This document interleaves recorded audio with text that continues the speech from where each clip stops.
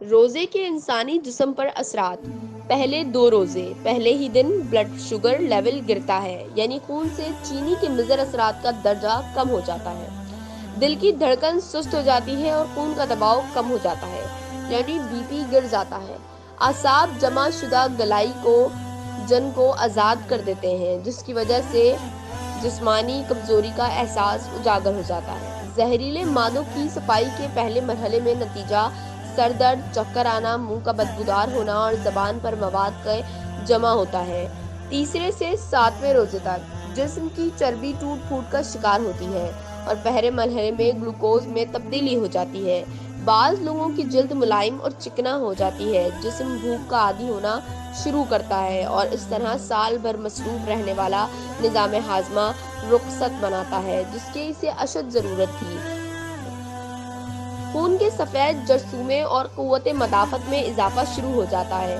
ہو سکتا ہے روزہ دار کے پھیپھڑوں میں معمولی تکلیف ہو، اس لیے کہ زہریلے مادوں کی صفائی کا عمل شروع ہو چکا ہے۔ انتڑیوں اور کولون کی مرمت کا کام شروع ہو جاتا ہے۔ انتڑیوں کی دیواروں پر جمع مواد ڈھیلا ہونا شروع ہو جاتا ہے۔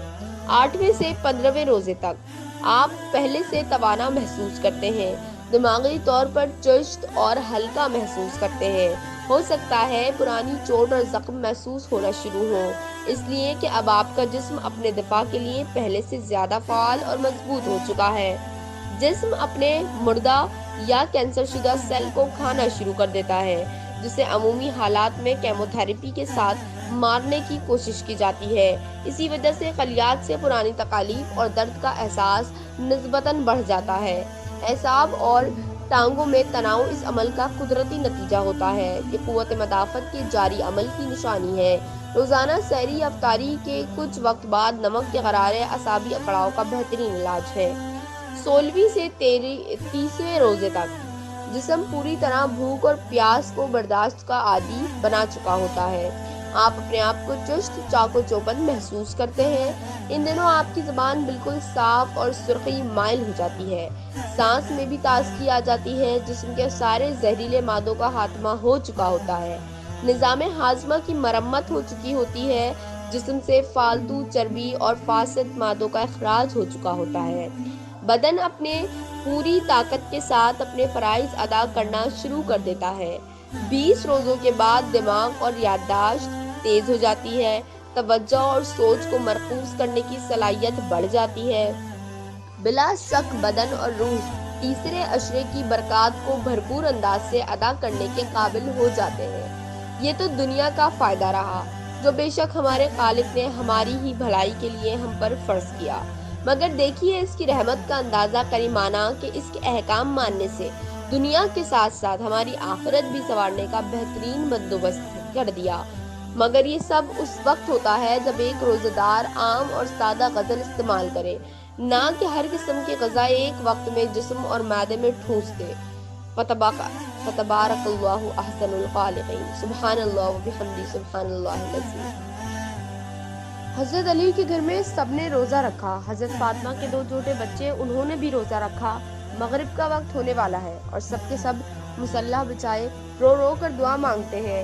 حضرت فاطمہ دعا ختم کر کے گھر میں گئیں اور 4 روٹی بنائی۔ اس سے زیادہ اناج گھر میں نہیں ہے۔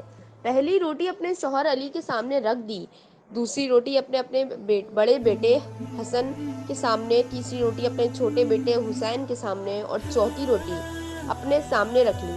مسجد نبوی میں اذان ہونے لگی، سب نے روٹی سے روزہ کھولا، مگر دوستو وہ فاطمہ رضی اللہ تعالی عنہا تھیں جس نے آدھی روٹی کھائی اور آدھی روٹی دوپٹے سے باندھنے لگی۔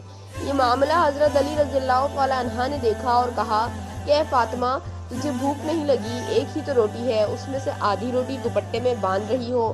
فاطمہ رضی اللہ تعالی عنہ نے کہا، اے علی، ہو سکتا ہے میرے بابا جان محمد صلی اللہ علیہ وآلہ وسلم کو افطاری میں کچھ نہ ملا ہو، وہ بیٹی کیسے کھائے گی جس کے باپ نے کچھ نہیں کھایا ہوگا؟ فاطمہ رضی اللہ تعالیٰ عنہ دوپٹے میں روٹی باندھ کر چل پڑی۔ ادھر ہمارے نبی صلی اللہ علیہ وآلہ وسلم مغرب کی نماز پڑھ کر آ رہے تھے۔ حضرت فاطمہ کو دروازے پر کھڑا دیکھ کر حضور کہتے ہیں، اے فاطمہ، تم دروازے پر کیسے؟ فاطمہ رضی اللہ تعالیٰ عنہ نے کہا، اے اللہ کے رسول صلی اللہ علیہ وآلہ وسلم، مجھے اندر تو لے چلیں۔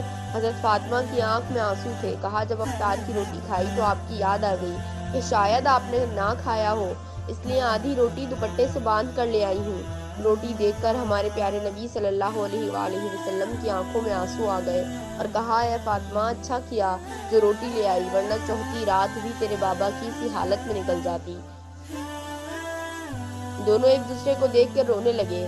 اللہ کے رسول صلی اللہ علیہ وآلہ وسلم نے روٹی مانگی۔ فاطمہ رضی اللہ تعالیٰ عنہا نے کہا بابا جان آج اپنے ہاتھوں سے روٹی کھلاؤں گی، پھر اپنے ہاتھ سے کھلانے لگی۔ روٹی ختم ہو گئی اور حضرت فاطمہ رضی اللہ تعالیٰ عنہا رونے لگتی ہیں۔ حضور صلی اللہ علیہ وآلہ وسلم نے دیکھا اور کہا کہ فاطمہ اب کیوں روتی ہو؟ کہا ابا جان کل کیا ہوگا؟ کل کون کھلانے آئے گا؟ کل کیا میرے گھر میں چولہا جلے گا؟ کل کیا آپ کے گھر میں چولہا جلے گا؟